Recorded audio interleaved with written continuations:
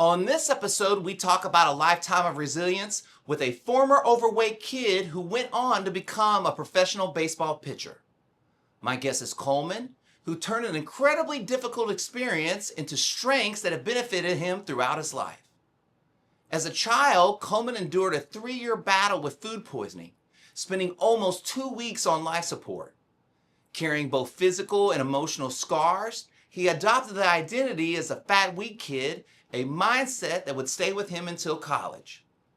That's when he took the trauma he'd experienced and channeled it into pursuing baseball, eventually reaching the minor leagues just 4.5 years after putting a baseball down in college.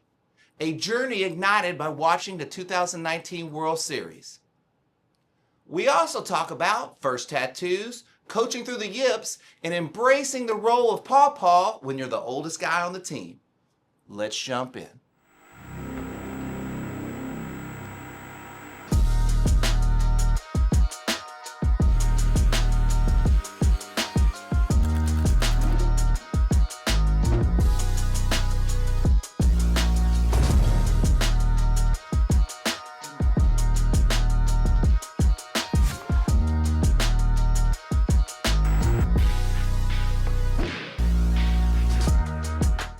In my life in general, because I had some health issues when I was a kid, so I've always been obsessed with like anything I can do to optimize health. And I've been interested in like stem cells, peptides, and all that stuff. And like I've kind of investigated out of just personal curiosity. And now I want to get into like a pharmaceutical side, selling peptides, selling exosomes, treatment plans for people coming out of surgery, stuff like that. How comfortable do you feel talking about that? Do you know a lot about that? I'm very curious. So yeah, I feel pretty comfortable. Okay, I mean, yeah, I can go. I mean, so what Tell me what you know. So, gosh, that's a very broad question. Okay, let's back up. Yeah. Tell me about your health problems as a kid. So when I was about 3, my parents, we went to a local grocery chain and we had one of those pre-made meals. And food quality standards were the same. This would have been 1996-ish, give or take a little bit. And I got severe food poisoning. And what do you mean by severe? I have 2 scars on my stomach from kidney dialysis, feeding tube. I was kept alive by machines for 2 weeks. Wow. I died and was brought back. So that my entire youth, I was very weak. Well, it was interesting because when I was born, I was in one of the higher percentiles of like just overall health and vitality for a kid. And then it kind of all got taken away from me. So then most of my youth, had really good hand-eye coordination, but I was just I was fat and weak, to be perfectly honest. So I was kind of working from behind all of my peers for quite a while. I had really good hand-eye coordination, so I can kind of get by with stuff like basketball. I could shoot, baseball, I had good hands, I could throw. So it was kind of always an uphill battle physically. And because my body was so compromised, like in order to build myself up, it was very painful. So it was always kind of a battle. What did you eat? What was in it? What was the organism in it that got E. coli. I mean, just like basic E. Just coli? basic E. coli. Just yeah. a lot of it or what? That's a good question. I don't know if it was a lot of it or what. They actually ended up having to change their food processing because of me. Wow. Yeah. And do you think, okay, so as you were talking, you were like, would you say I was a fat, weak kid? Yeah, I was. Whatever? Yeah. How much of that do you think now, like retrospect, looking at it, was like mental, like being afraid, or like, or was it just physical, like you just couldn't do all the stuff? So I think that's a double-edged sword in the sense that like our microbiome affects our emotions. So it was hitting me from both sides. Is that because there was one too? Is I would eat the same food as my peers, and I would still gain weight. I could walk by a cheeseburger and gain weight, right? And also like that's also going to drive up anxiety, and I would also try to quell my anxiety through eating. It made you feel good. So it kind of was getting me from both sides. And do you know? Did you know that then, or you just know that now? I know that now. Yeah. I did know that then. I don't. Does anybody know those kinds of things? Back then, no. And it wasn't really a mainstream thing. I mean, this was in '96, so up until when I first started really learning about the gut microbiome and how it affects our emotions and just our body in general, it's like the second mind. It was probably, I want to say, 2013-ish is when I really started to kind of learn about it. And even at the time, it was kind of a fringe thing. And if you would talk about it, people would be like, oh, this is nonsense. And then like... Eat some yogurt. Yeah, exactly. Eat some yogurt. Exactly. Non-fat yogurt. Yeah. Right? Yeah. Sorry. No, it's okay. It's true. It's true. Yeah. Okay, so like I probably don't know enough about this that I should. Tell me what you learned about your gut. Like, tell me about your gut health. Are you really aware of it now? Yeah, I'm extremely aware of it now. Okay, so tell me, like, what's your routine around your gut health? Well, one, I've noticed, depending on the oils that the food's cooked in, I'll notice a different, because now that once you become aware of something, you just start noticing a lot more things. You start kind of piecing things together.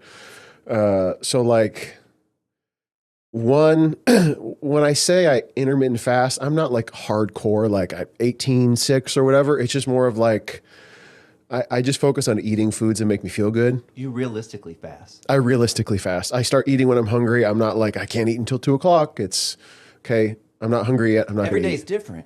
In a little bit. There's a general framework that my body naturally wants to follow. Like I don't wake up and eat right away. I usually start getting hungry around like 10. But if I'm going to go, like say I want to wake up and then go do a workout, I'm going to have like a banana and fruit, but I'm not going to have like a meal. Right. I'm just going to kind of give my body a little bit of fuel. That's what I was saying. Like you like I do the same thing. That's Yeah. why I relate to it so much. But like if my daughter on a Sunday goes, "Hey daddy, like I want to go get some donuts." Yeah, exactly. I'm not going to tell her like no. Yeah. Right? And so I'm going to break my fast. Like who cares? Yeah, exactly. You know what I mean? And one day a week it's not yeah, going to because kill the you. rest of the days I'm doing like you do. I'm going as long as I possibly can. And Yeah. So, but that really helps a lot, huh? For me, well, and two, like gosh, the foods we're eating is like you are what you eat. And like fundamentally speaking, from like a building blocks perspective, if you're eating crap food, your body's being rebuilt with crap stuff. And I love to train. Like it's funny because growing up, I avoided a lot of things physically because it hurt to get my body to change until it got to the point where once I kind of got over the hump, now it's like, it's not an option if I'm going to work out or train or not. I have to. I don't feel like myself if I don't. And then if I'm going to be training as hard as I do, and then not eat good foods, then I'm just getting built up with shit, for lack of a better term. And that's where, like, yes, you go into protein, carbs, and fats, and there's just so much more to the equation than just simply like the basic macros of the food you're building. If you're eating McDonald's, that's crap engineered food versus if you're eating like steak and potatoes. Yeah, you're eating like beef and French fries, but that's completely different than if you're eating a grass-fed steak and a baked potato versus a McDonald's burger and fries. My daughter's 5, and so on Saturdays her mom teaches piano where she has to work, so like we have stuff to do. So right now, like our thing is like we'll go find McDonald's that have playgrounds. Okay, yeah, right. Yeah, I remember that. But what ends up happening is we end up like ordering food, and then she doesn't eat and plays on the playground, and then I end up eating. So I'm the guy eating like the shit food. You feel like trash. Oh, man. Yeah. Okay, you said there was a point, and then that you had to get over the hump. How old were you when you got over the hump, where you made the switch? So I always kind of had issues with my weight and self-image all the way through high school. I was a very late bloomer. I really didn't start getting testosterone to go through my body till I want to say I was probably going into my senior year of high school. Was that diet? Like, do you know, or was that a product of this whole E. coli thing? That's a good question. It was. It just was. I don't know if I was naturally just going to be a late bloomer already or everything got postponed a little bit. From what a doctor did tell me is I kind of lost a couple years of development because my body went through so much trauma at a young age that kind of development got postponed for a little bit because it was not focusing on building myself up. It was like recovering from what I had lost. And then adjusting, I would think too, right? Adjusting too, yeah. So I was always a heavier kid, and then going into my senior year of college, So it was actually, if I take a step back, at the end of my junior year, I was at Division II playing baseball. Had a really good year, but then I blew the save. We lost in playoffs, and I'd always tried to lose weight. I would try a diet for a little bit, but wouldn't really commit. I would kind of, I don't know, go halfway essentially. And then I remember I was sitting on the bus after like blowing the save, so I felt pretty crappy about myself, and I felt my stomach kind of like roll over itself. And right there, it was like, I can't do this anymore. It was finally, I was done, and I was going to do anything I needed to do to make the change. And then like from right there, I started looking into things about what I needed to do. And I went to, I was training with Tom House at USC during the summers for baseball, and I was his intern there at the time. And there was a guy that was also training there, and he told me about this book called The Fungal Link, which kind of goes into what foods your bacteria and is feeding off of, and not just bacteria, but like things like candida, so fungus that will live in your gut, and where your cravings come from. So I started reading into that, and then I kind of 99% followed that diet, but pretty much made the commitment, like, if I don't cook it, I'm not going to eat it. And I did that for 2 months, and it was frustrating because like the first 2 weeks I was eating absolutely perfect, but I was not seeing any change. And then it was like, all of a sudden it was like the floodgates opened, and the weight just started flying off. But it was like my body was kind of resisting it for a little bit until I got to the point where my body realized like, hey, he's not just gonna fold like he used to. We have to make it. He ain't messing around this time. Yeah, exactly. And then I lost 40 pounds in 2 months. And then the weight never came back on. And it was interesting because while I was doing that, I was eliminating foods that were causing issues, and I was having sugar cravings, like cold sweat, sugar cravings. The only way for me to not want to eat sugar was I had to go take a cold shower, because it was like I was losing my mind laying in my room. Yeah, dealing with that. And then I lost the 40 pounds, and then it was like my gut, it's like I completely transformed my gut, because I was also taking like specific probiotics to kind of replenish what was going on. And then after that, it was like I had an iron gut. I could eat anything and I wouldn't gain weight. I could eat anything and I felt fine.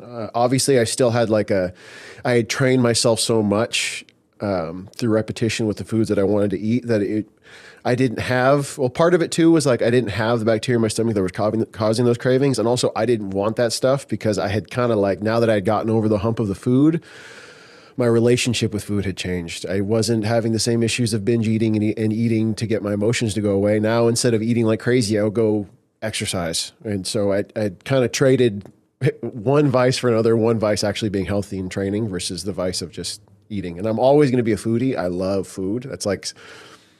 That's if I want to treat myself, it's food. I'm not going to go on a shopping spree. I'm going to go eat a really good meal, especially with people I care about.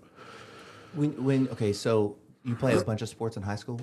So in high school, I only officially for the teams played baseball, but I was playing basketball, I was playing ultimate frisbee, I was playing disc golf, I was playing a bunch of sports, but the only one officially competitively was baseball. Yeah. And you were doing this kind of overweight at this point? Yeah, for sure. You still hadn't lost that weight yet? No, I didn't really lose the weight until going into my senior year of college. And it fluctuated through college, because obviously if you're running like crazy because a coach is conditioning you, you're going to lose some weight. But it would never, like, once essentially the fall conditioning would end, then the weight would kind of slowly start to creep back on.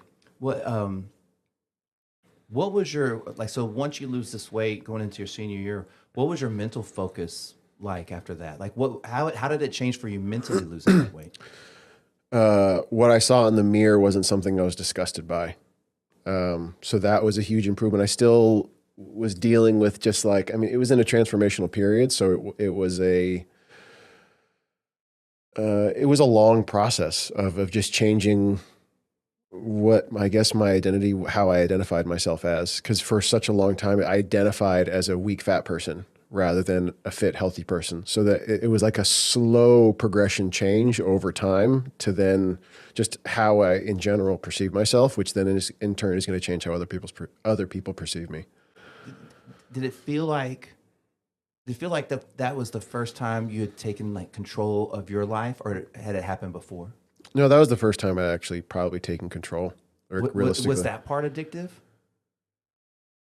Yeah, well, and especially too, once I started training and because I had been weak for so long, that once I started experiencing like gaining strength and feeling what strong actually felt like, I got addicted.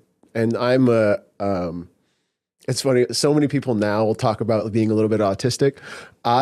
In general, when I get into things, I get really into things like horse blinders. This is all I think about. And like even recently in the last 2 weeks, when I decided to make the change to go more into like the biologic space, when I decided to make the jump that this is what I want to do now, I'm probably 4 hours a day dedicated, not like distracted studying. Like this is all I'm doing for this period of time is I'm studying. And with training, that's what it was after I graduated. So I went into my senior year of college. I led the nation in saves my junior year. I had these aspirations for a long time of going professional. And then my senior year, going into it, I was feeling really confident I was going to go play professional baseball. And then I had this 2-week stretch where it was like I sucked. And it was the first time really since I started playing baseball that I sucked. Do you know what happened? It was all mental. It was 100% all mental. It was one of those things too where I would kind of avoid seeing my stats because it was like, if I'm doing really well, how long can it last? Are you like your weight is down at this point? I was at my senior year, I was at a good weight. So this is happening after you've prepped your body better and going into it, right? Yeah. Okay. So tell me what that experience was like, and then tell me how you pulled yourself out of it. So pulling myself, gosh. So when I had that stretch, all of a sudden I had a realization that my identity was as a baseball player. So it wasn't like singly, like you weren't thinking of anything else. No, I like I said, when I am into things, that's all I'm doing. And my identity was as a baseball player. So then when I all of a sudden started struggling, it was all like, if I'm not doing well with baseball, then what am I? And then I kind of went through this period of not knowing necessarily what I wanted to do. And then after I graduated, I didn't get drafted.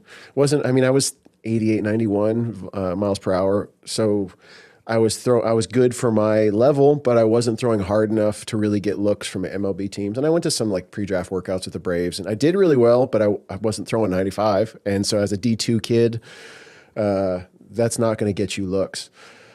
So then I had some independent ball offers. It was like $800 a month. And it was just like, okay, I need to move on to the next phase. And then I went to work out with a buddy of mine, and he was really into bodybuilding. And during that time period, I had always dealt with really challenging issues of anxiety.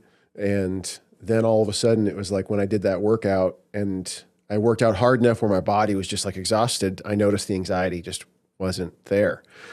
So then, of course, I went all in. Yes, exactly. I went all in, and that's the singular focus for the next so that was when I was 23 until I was 27. It was for the first couple of years, it was no holds barred. It was 6-7 days a week. I was going to train until like my body was like, okay, dude, you have to take a day off. And then I would take a day off and then I would go back again. I would work as many days in a row as I could until my body was just like done. And then I would give myself, and then I finally started to understand like a little bit of a semblance of balance of recovery and all that stuff. But even so, like it was 6 days a week, training hard. And that happened over 4.5 years, and my body completely transformed. And then, because it was really, once I got addicted to getting stronger, because I started to see the progress I could lift a little more weight. I was getting a little more muscle mass. And it was really, I guess, less of more muscle mass. It was like I was recomping. It was like all of a sudden I was building dense muscle. I wasn't getting big and jacked. I wasn't taking any Mexican supplements, So I didn't get, if I did, I would have gotten ginormous for the amount that I was training. Because in reality, I was training more than what I could really recover from, but I didn't have the anxiety issues. So it was like, you know what, I'm going to keep on doing it. So how do you balance that now? Now, I guess now I got to a place where I feel good about myself, that I don't feel the need to train myself into the dirt. So now the anxiety was really external. It was other people, what was going on outside of you, I'm assuming, right? A lot of it. And in general, I have a very active mind. So if I don't give it something to focus on, it turns in. And I think this also applies to a lot of people.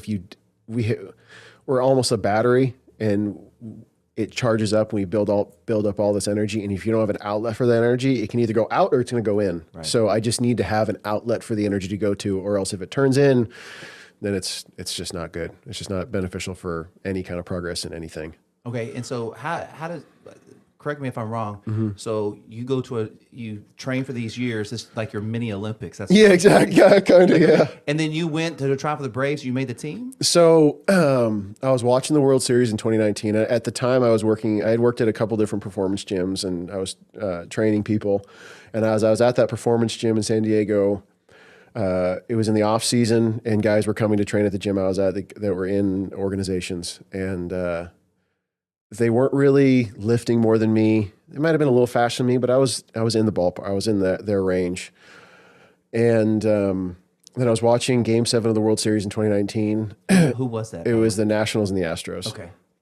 And Daniel Hudson came in for the save. I feel ashamed as an Astro fan that Yeah. I was like, I couldn't even think. Yeah. Anyways, go. And Daniel Hudson came in, and I can't explain to you why. All of a sudden, it was like a switch flip that I can do that. And then I called my parents up that night after the game, and I said, am I crazy to try to play baseball again? And their response was perfect, because it was, no, we've actually been hoping that you would. So the next day, I started going through the process of getting back into throwing shape again. The first few weeks was just like getting my body acclimated, just a throwing motion in general. I didn't throw anything. I was pretty much just did dry reps for like 2 weeks to a month. Then So a dry rep is you're just going through the motions, no ball. Yeah, exactly. With just a towel in my hand. Okay. And then the very first day I went to throw, it was like immediate, like, oh, this is nothing like what throwing used to feel like. The ball came out of my hand in a very good way. In a like, oh, I'm onto something. All the training, the crazy hours I'd put in, and the training, it wasn't with the intended goal of being a baseball player. I was just training because I was obsessed with training. And then when I started throwing again, it was like I was throwing with a completely different body. I was actually strong. I was actually explosive. I was actually mobile. And then so that the ball was just coming out of my hand in a completely different way. Like velocity wise, it was just like, because I remember one of the first throws, it was like, I threw it and I saw the ball carry, and I was like, where did that come from? And then what kind of a pitch did you throw? So I threw a fastball, slider, and a splitter. Okay.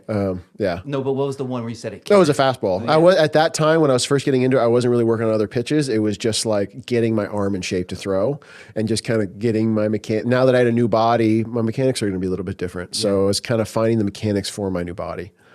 What was that? I mean, did you remember your old mechanics, or was it just like kind of building from like ground up? Like, was there, or did you have to like fight a memory of what had happened, how you pitched before? Does that make sense? Yeah, no, it does make sense. It wasn't really a battle, because it was like my body was, it just like my nervous system just understood, like, this is different now. We're good. Let's run with it. Because it had been enough time where it's almost like my nervous system had a chance to just like reset. Because it was, because like during the time where I was just training, I was giving pitching lessons and I was doing workouts for baseball players, but I wasn't throwing. Like I maybe played catch a few times with kids warming up, but it wasn't like I was going out and throwing. It was just like flipping the ball back. So it was just like my body just like understood, oh yeah, this is what we're doing now. We're going to find, and then I threw a lot of reps into a net alone at a park. Like I literally, so the schedule I got into once I started was I would go 2 days on, 1 day off, 2 days on, 1 day off. And I bought a 9 pocket. I had a bucket of balls, and then I just went to a park, brought my dog with me, and I just threw into a net. And I threw until we didn't throw to fatigue. And part of this, there's a lot of like nuance of just like understanding. Thankfully, because I had been coaching for long enough during like the rebuilding of my body process, it wasn't like I had learned so much more than what I had when I stopped playing that at that point it was just reps. I mean, with how you do one thing is how you do everything. And when you understand the way broadly, you see it within all things. So then it was just, I just needed reps. Reps of trial and error, and not getting mad at myself. Like, yeah, if I miss the target, yeah, whatever, and just make the adjustment. Right. So then it was just reps and reps and reps and reps and reps and reps and reps. Okay. You went through that part in college with that, the streak, the 2 week streak, right? And we could probably guess that was probably anxiety was for sure big related part of that. And then you spent all this time off, basically working on your anxiety. Do you think there was any part of that when you came back to baseball that the anxiety part was either down or gone, and that's what part of what it made it feel different? Yeah, and I had done a ton of introspection that You grew up a little bit too, right? I grew up a lot. Things probably weren't as a big a deal as they were when you were like 18, 19, 20. Yeah, no, for sure, for sure. And I had done so much introspection over the years, and I'm a deeply philosophical. This tattoo is all about philosophy, so I'm a deeply. Tell me about the tattoo. Yeah, Let me see. Let me see. Okay, so tell me about it. So- Since I have all these, I can. Yeah, I actually just got this in January. Oh, I thought about getting a tattoo. congratulations. Thank you. I Is that thought your about getting first one. one? It's my first one. Oh yeah. man, you did first podcast, first tattoo, Yeah. tattooed guy. Yeah, the tattoo guy. Tell me about it. So this is the Enzo circle in Japanese Zen Buddhism. Then this hourglass. There's kind of two levels to it. It's the yin and yang symbols you can kind of see in the sand, and the sand's flowing in both directions, just to kind of represent that time is happening all at once, both backwards and forwards. And then memento mori of just remember we're going to die. And I've because of what I went through as a kid, and I guess this is deep for the first podcast, but I don't know. I just have a different relationship with mortality than I think a lot of people do because I kind of already saw the other side, and I don't think it's something to be feared. Say more. Yeah. So this sounds probably morbid. I think death is a beautiful thing because you become one with Source again. I don't think it's something to be. Obviously, I don't want to die. I don't want to go through the process of it. But I don't think it's something to be feared. It's something. It's a natural process. Everything has to go through, and death feeds life. It's not like, and the same thing with the yin and yang. It's two sides of the same coin. You can't have one without the other. So it just getting the memento mori on me is just something, and I specifically wanted this tattoo in a place that I was going to see it all the time as a reminder. One, are you familiar with the Enzo circle? Is it on the cover of the Art of Peace? I'm not sure. I can't tell you. I'm pretty sure it's like it looks like a painted kind of almost complete circle. Yeah, and part of it is that it's no two Enzo circles are the same, and it is perfection as it is. And I mean, perfection is an illusion created by the mind anyway. Like there is no such thing as perfection. And so it represents a universe in the sense that it's not perfect, but it is, if that makes any kind totally of sense. Makes sense. Yeah. So I don't remember where I was going with that. Go, Yeah. So then it's funny because my wife is Nigerian and our personalities very much so kind of balance each other out in a way. So we kind of are the yin and yang, literally in our skin color, and two, in kind of our personalities, where it just kind of like all mixes together, and you have to find balance in everything that you're doing. I don't know. I don't know if there's a relationship that I don't have that's not built around balance. Yeah, everything's balance. You know what I mean? And Yeah, like, absolutely. We always think about it when we say like a relationship. Our first thought is always romantically and how we balance each other. But that's every relationship that you have. You know, the most important ones are the ones that are the closest, like that. You know, we were getting to you getting drafted. That's where we were. So getting to. I never was drafted. Oh, so okay, my bad. No, you're fine. So I went after I had gone through the process and the ball was coming out of my hand different. I went to go play in something called the California Winter League, which is essentially like a pay-to-play league to go get seen by scouts. And my very first outing, I was 92, 94. Like I did really well. I only threw an inning. And the hardest I had ever thrown before in a game was 91. And all of a sudden I sat higher than I had ever thrown before. So I immediately got interest from independent ball teams. And then I pitched a few more outings, roughly the same velocity. Then I signed with a team called the Southern Maryland Blue Crabs. They're in the Atlantic League on the East Coast. And then, of course, COVID happened because this was in 2020. So then the season got canceled, and I was in, so I had to go figure out a place to play. So then there was another little pay-to-play league in Santa Barbara. The team I played for was called the Pea Soup Andersons. Yeah, we stayed in a little rinky-dink hotel motel in it's a town just outside of Santa Barbara. I'm blanking on the name right now. But thankfully, we were playing a team called the Santa Barbara Foresters. So they're a really popular collegiate summer league team. And thankfully, there's a lot of high draft prospects on that team. And actually, I think there's 4 guys on that team that actually ended up making it to the big leagues. Wow. And so my very first outing with the Pea Soup Andersons, I was 92, 95, and it was the last day that a Brave scout was there to scout the other team. And I was striking out almost everybody. I was doing really well. And after I pitched, the guy came over to me and he kind of asked me like, so what's going on? Like I looked you up, you were in our database, and they kind of marked me off as just like potential guy, high character. He's going to work hard, but he just didn't quite have the talent. So is this from a long time ago? Or this is from when so right after I graduated college, went into those pre-draft workouts. Yeah. So they kind of linked it to that. And then all of a sudden their little antennas were up. Like, who is it? Like, what happened? Why is this guy doing this? It's been 4.5 years, 5 years.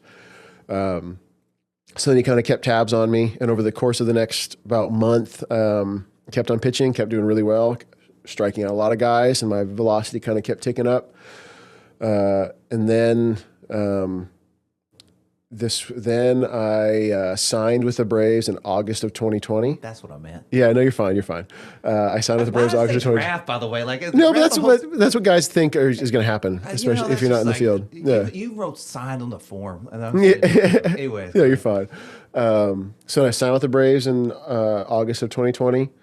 So then my first season was in 2021, and this is right after COVID, so there's just a whole lot of craziness going around, wearing masks all the time and all that. And I mean, I was 28, turning 28, and I went to my first spring training.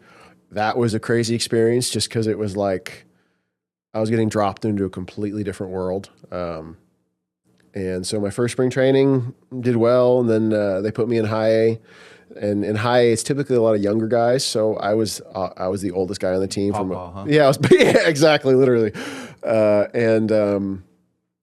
Yeah, I was the oldest guy on the team. So it was the dynamic of a locker room being with a bunch of younger guys and a lot of high prospects for the Braves.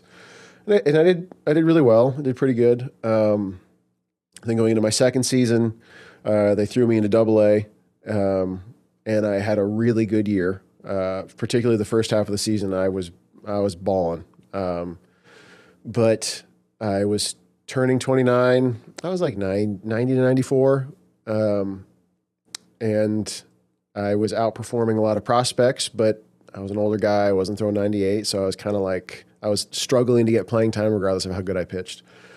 And turned out that I was making one of the guys who handle the minor leagues, I was making him look bad because he had kind of said that not because of my actions, it was because he had made the claim that this is not somebody we need to worry about. Let's focus on our prospects. Sure. And when I was outperforming the prospects, it's making him look bad because and especially when they're investing $5-7 million in a kid, they need to justify their investment like any business.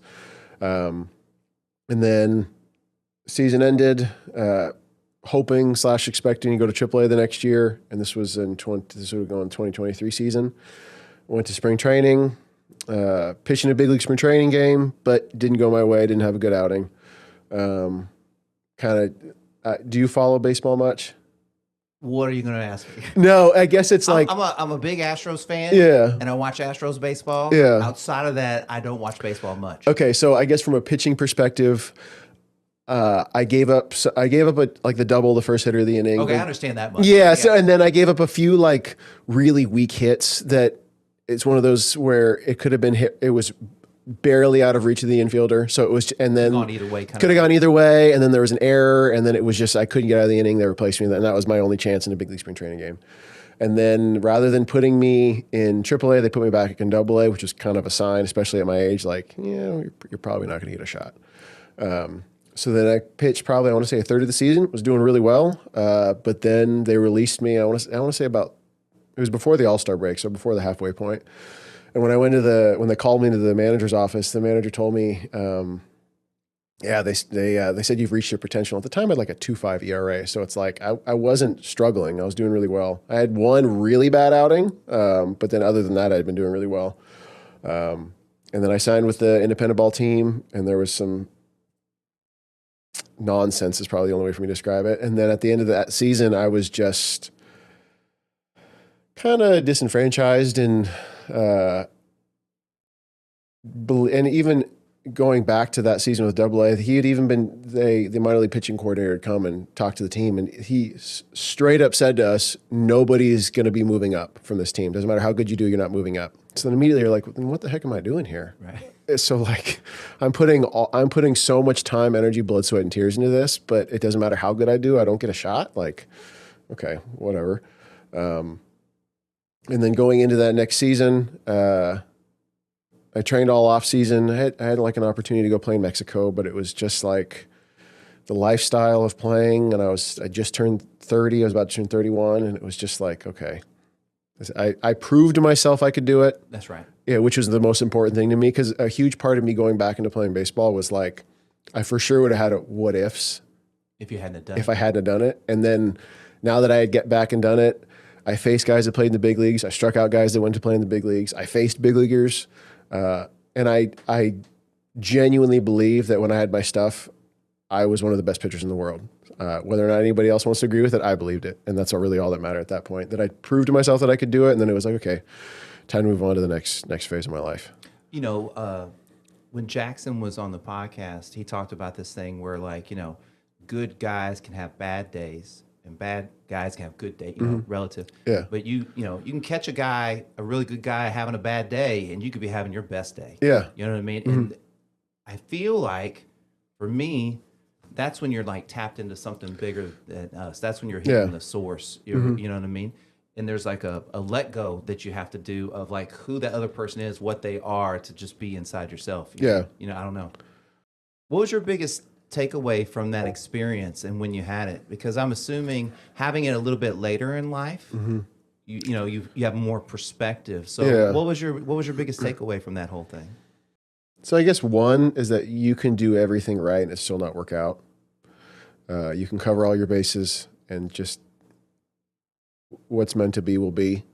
It's not because you didn't show It's up. not because I showed it. If you look at my stats, I was fucking good. So like, that's where one thing is I can look back and it's not going to be like, one thing I know, like I put everything I had into it.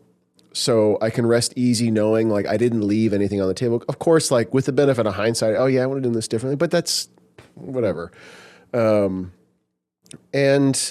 I guess it was just like, it kind of, I guess part of it comes back to when you understand the way broadly you can see within all things. Like what I learned going through that process for sure is going to translate to other things that I do in life, and how you get good at one thing is how you get good at everything. So I guess it just kind of reinforced getting great at anything takes like a singular focus. So I can take what I learned in terms of like understanding the process of how you handle preparation, taking care of your body, all of that.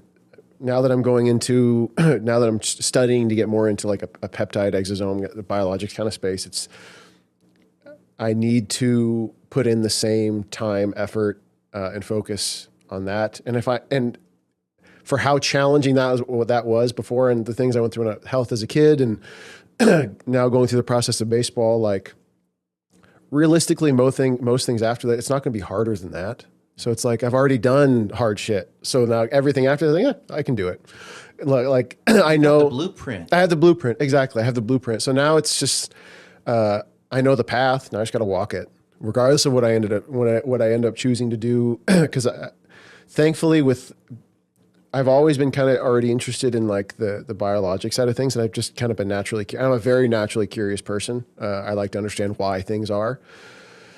That it's like the perfect transition for me, because the stuff I've already been researching. So now I can just like pour into something, and I can study this for 8 hours and not feel like, oh gosh, no, I got to go do this again tomorrow. It's like, oh, I get to go learn about a new thing tomorrow.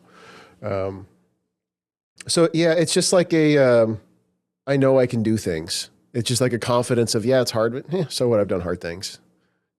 You know, I'm not taking away. I don't want to take away from anything. For sure. But I do want to say that like the thing you can't forget is like baseball is a business. It's right. And the business kind of ruins the game. Yeah. So like as great as you were, Yeah. you know, the situation you were in where you're an older player and stuff like that, they're business wise, they're just not going to do shit like that. Oh, 100%. You know what I mean? Mm-hmm. So you maximized actually everything I feel you could do at that was under your control. That was yes. You know what I mean? Mm-hmm. But then there's this other crappy you can't control. And the thing is, I even got a text after I got released by the minor league pitching coordinator that told me like, stuff happens behind the scenes that you have no control over.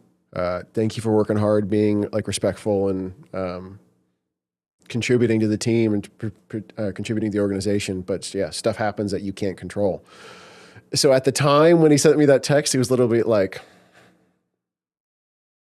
kind of a F you, dude. Like, okay, cool, whatever. But it is in that I know I did everything. The business of, and it's interesting because before I had gotten into pro ball, I'd heard guys talk about like the business of baseball and how it kind of ruins the game. And then I finally got to experience it.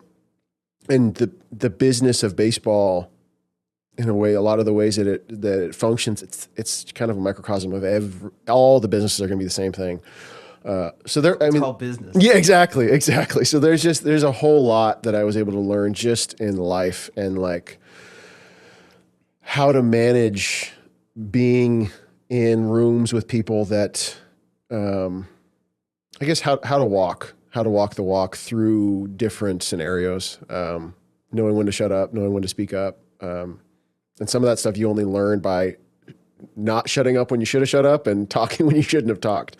You kind of have to fuck up. You have to. There is no way to get anywhere in life. Anything that you try to get good at, like, and this is one. It's funny because there's one thing that, like, if I'm giving a pitching lesson to a kid and he'll be struggling to learn a curveball, and you see on TV a big leaguer throwing however many pitches, seemingly wherever he wants, whenever he wants it, but the master's tried more than the novice. The master has failed more than the novice has even tried. So you have a kid learning how to throw a curveball, and that's all I can say is like, dude, I have thrown more bad curveballs than you have ever even thrown curveballs. So like, give yourself a little bit of grace just because you're not getting it now. Just keep messing it up. And part of like knowing what to do, I honestly think it's even more than half of knowing what to do is knowing what not to do. And the more you, and the best loser wins. And because I've been kind of learning like the markets and trading for the past couple of years. And there's a concept called the best loser wins. And that concept in trading applies to everything. The better you are at losing and learning from those losses, the faster you can actually learn what works, but you have to learn what doesn't work first. And you have to like get out and do stuff. You have to get out. You cannot, like, there's a lot of armchair quarterbacks out there that will say like keyboard warriors. Yeah, keyboard warriors, exactly. Telling them exactly, okay, but go put yourself in the fire and see how much harder it is to make those adjustments on the fly. I mean, if I had a nickel for everybody that told me how to do this podcast.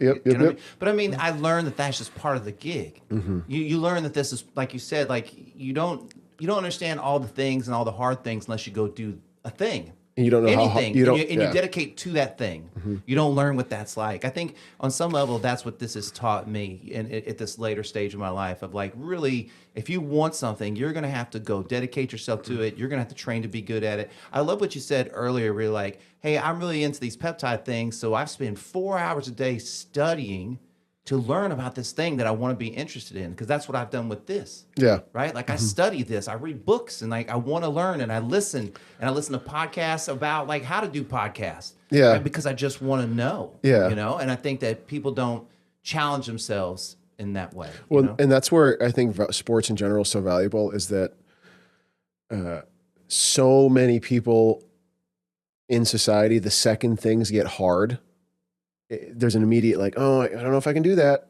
But like whenever you learn something new, you have a period of time where you feel stupid. You feel like this is an unclimbable mountain. And part of it, like, and I keep saying this, how you, like, when you understand the way broadly, you see it with all things. The only way to get good at things is at first you have to be an egoless student. You have to accept like, I don't know shit about this. The only way for me to learn about it is just, hey, swallow your ego. I don't know this. Teach me. Ask questions. And the better questions you ask, the faster you're going to learn. But there's that initial time period of learning anything, whether it's the guitar, trading, baseball, basketball, podcasting. At the beginning, you feel like, what the hell am I doing? I feel like an idiot right now. But those moments where you feel that resistance, you just have to like accept it. Just like kind of let it go through you, and then you can move on to the next phase.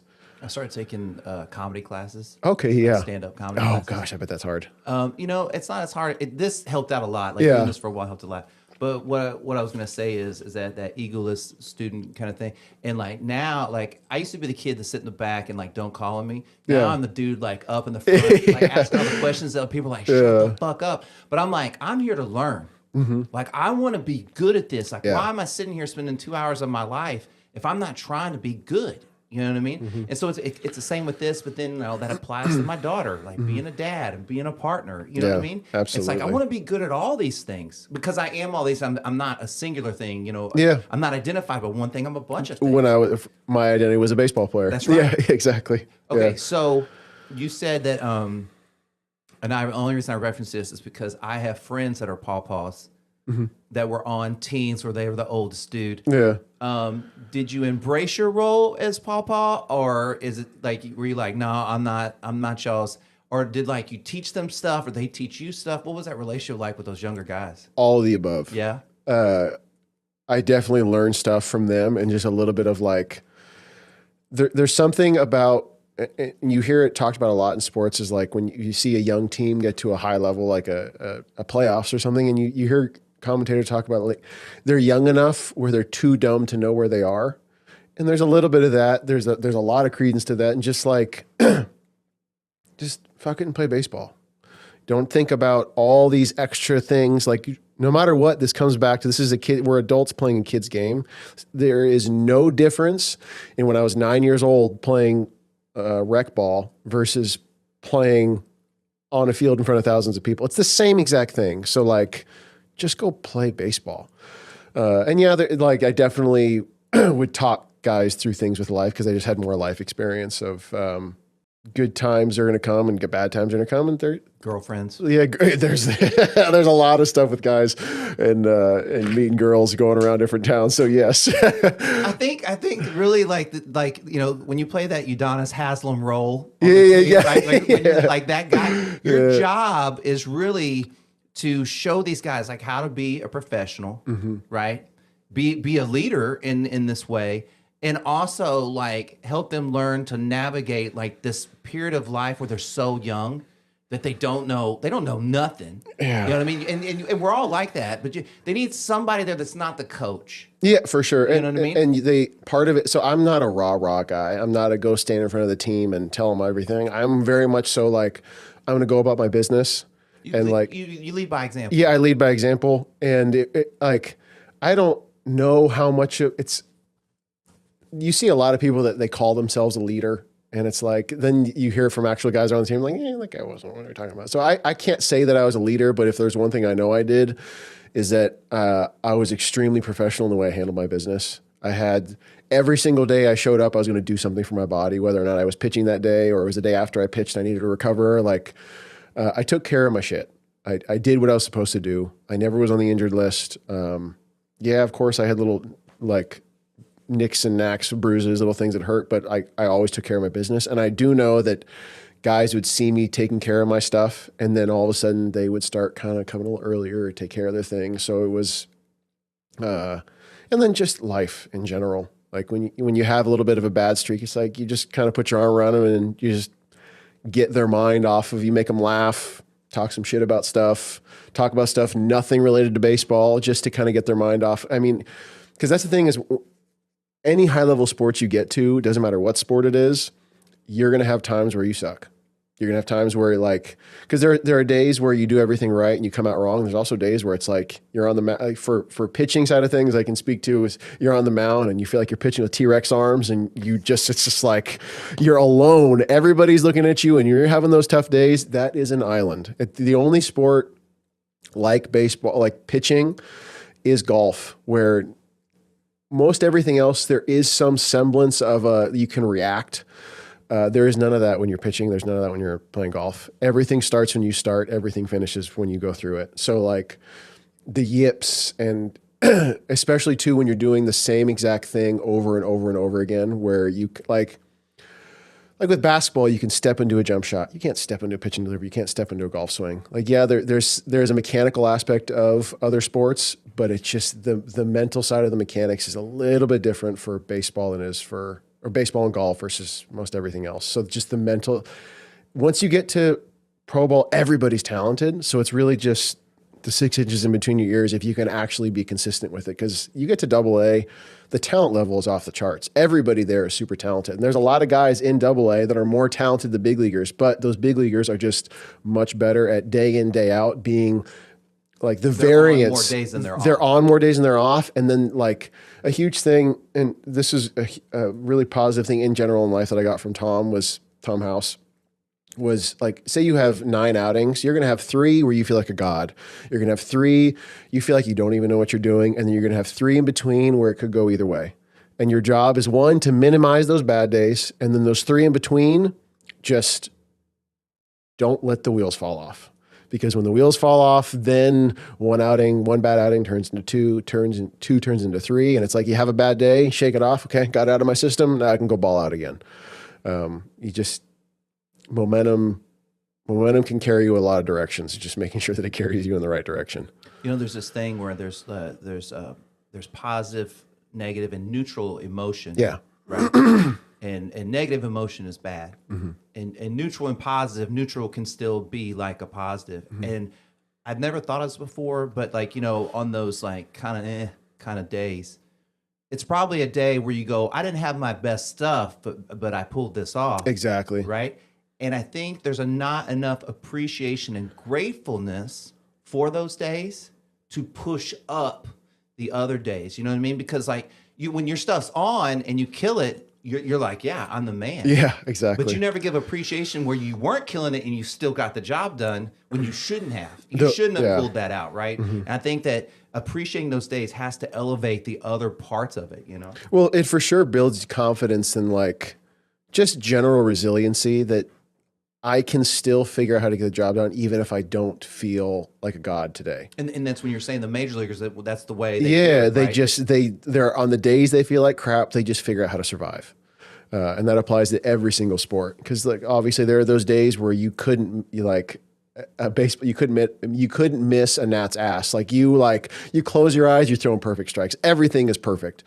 And there's the days where it's just like you can't even hit the broadside of a barn, but you just have to figure out how to make enough pitches just to survive.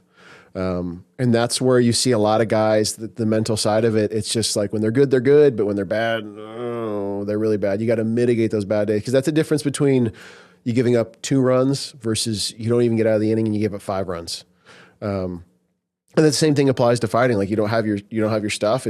Are you getting knocked out? Right. Or are you actually be able to survive the round until you can get up to the next one? Have you had the yips before?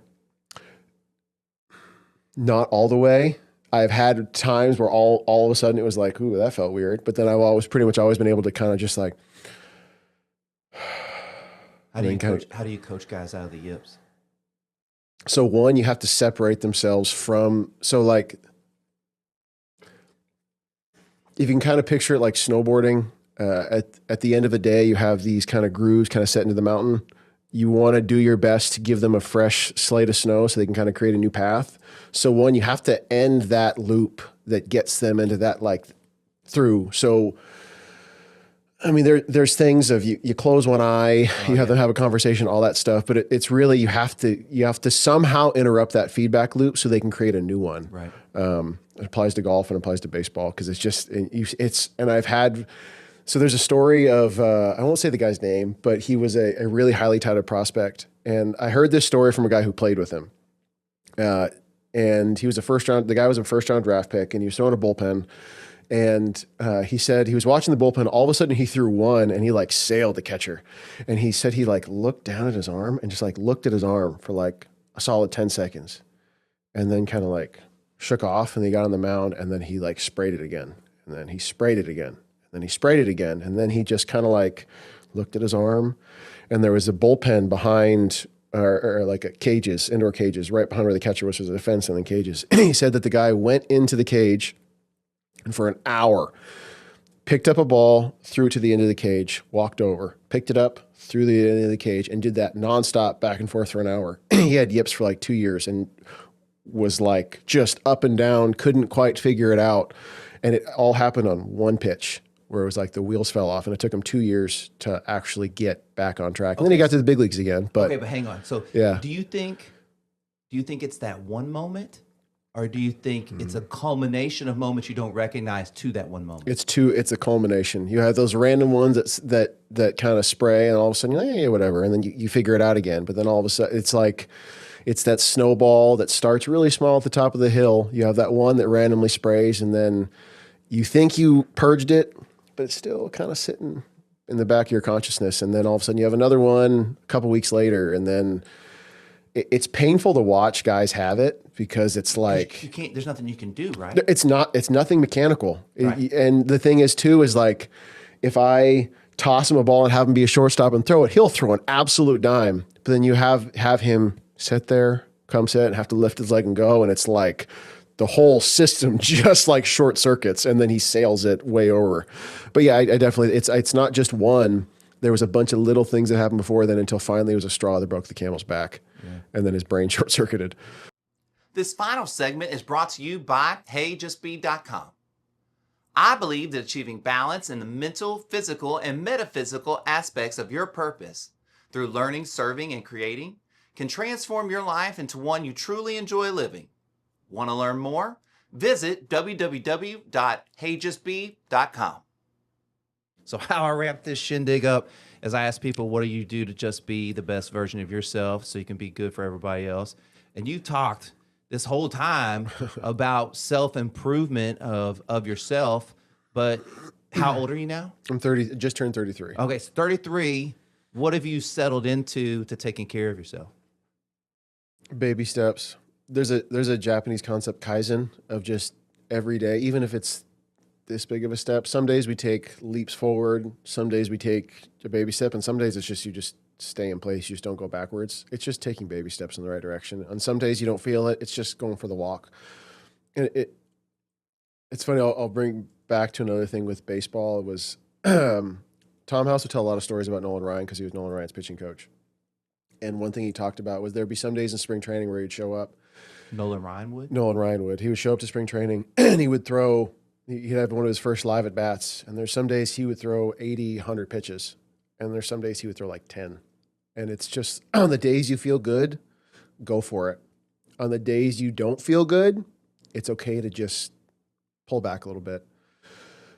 So I guess taking care of myself and like the routine going forward, it's just like when you have those good days, get everything you have out of it because you don't know how many you're going to get in a month, in a week, in a year. And then on those bad days, sometimes it's just like, it's funny because it kind of even goes back to something my dad would say a lot was like, sometimes when there's a storm around you, just stand still.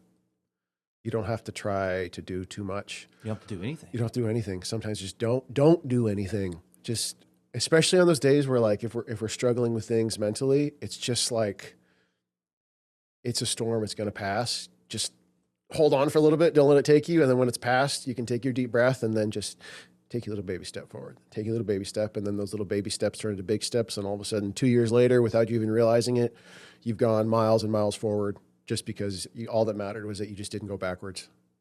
Bro, my girls have been gone for the week. So when they're gone, I try to get as much podcast stuff done as I possibly can, right? Mm-hmm.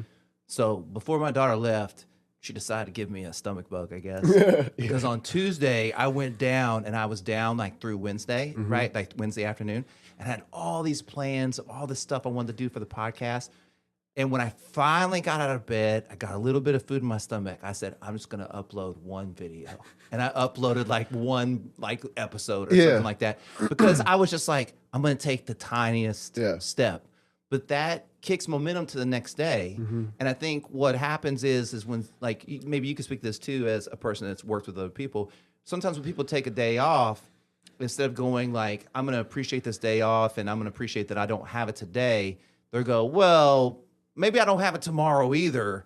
Or they don't read their body in that way, or they don't go, hey, I'm resetting today for tomorrow. They're not thinking of the next day and what that means. You know what I'm saying? Absolutely. Absolutely. And I just think it kind of sucks because you tell me when you get in this flow of like showing up like that, life just feels so much more magnanimous. You feel so much more engaged. Like for me, like you talked about to the source, like you feel like you're tapped into something bigger when you're showing up like that every day. And depending, I mean, who knows how spiritual everybody is, but God helps those who help themselves. And I don't mean that in God in the Christian sense. I mean, whatever source is behind all of the religions that we have,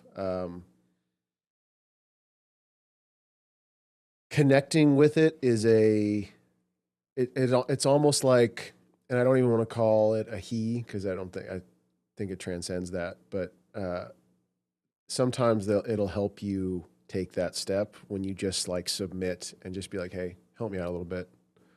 Then all of a sudden you feel a little bit of a wind at your back, and then you can take that step when you don't feel like taking the step.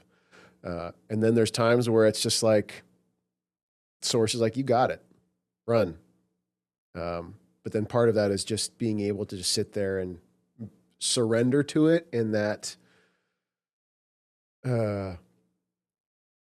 don't let your ego keep you from actually accomplishing things, because so much of the time it's, why are we doing this? Are we looking for validation of others? Are we looking for validation of ourselves? Do we want people to think that we're successful? Do we want people to give us that kudos? Like, why are you doing anything? It's hard to have a big ego and be tapped in. It's impossible. I don't think you can. I don't think you can either. You can. You know, and rather. like that tapping in, like I always think of, or I think about, we want the God or the universe to give us stuff, right? I don't think you've said okay, like if you gotta give me this, blah blah. But what are you giving? Who are you serving? What are you doing? Yeah, 100%. Right. Like there has to be an exchange there, right? And you have to give too. You know, you have to serve others and show up and all that kind of stuff. I think that's the thing that people miss. Do you ever watch anime? You know, I'm too old for anime. No, man. you're not. No, well, okay, you're not. So, but like everyone, it's like probably about your age and younger is into anime. But like, bro, I'm 50. Like cartoons were from like 1963 when I was a kid. I get it. So there is an anime called One Piece. That's an anime, yes. Oh, that's not it though? There's an anime called Full Metal Alchemist Brotherhood, and there's a core tenet of that show is the law of equivalent exchange. You can't get something that you didn't give. That's right. So like in the anime starts off hot, where these kids try to do this spell essentially because their mom passed, they want to bring their mom back, but you can't bring somebody back without giving somebody to it. Once somebody's gone, they can't come back. And it's obviously a more dramatic side of what you were just saying, but with that being said, like the law of equivalent exchange, you can't get something you haven't put in. And that's like, too, when we get into these rhythms and these patterns of life, it's just like, are you willing to sacrifice something to get what you're going to? Because everything, there's some sacrifice to everything. Like in order to get healthy, you have to sacrifice your time to go to the gym. I think you could also choose.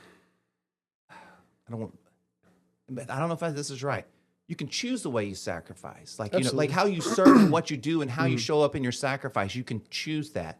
I think a lot of people, when you say the word sacrifice, are like, "Oh, I'm going to have to lose part of myself." No. That's not what I'm not saying. What I'm saying is you're going to have to give part of yourself. So some of the best parts of yourself, you're going to have to give those away to other people so they can feel it, so that the universe helps them, helps you, and helps, you know, everyone, you know? Well, and there's divinity within all of us, and sometimes spreading that divinity is just giving a little piece of yourself to somebody that their light might not be shining, so you give them a little bit of your light, and then all of a sudden their light can shine, but did you really give anything up?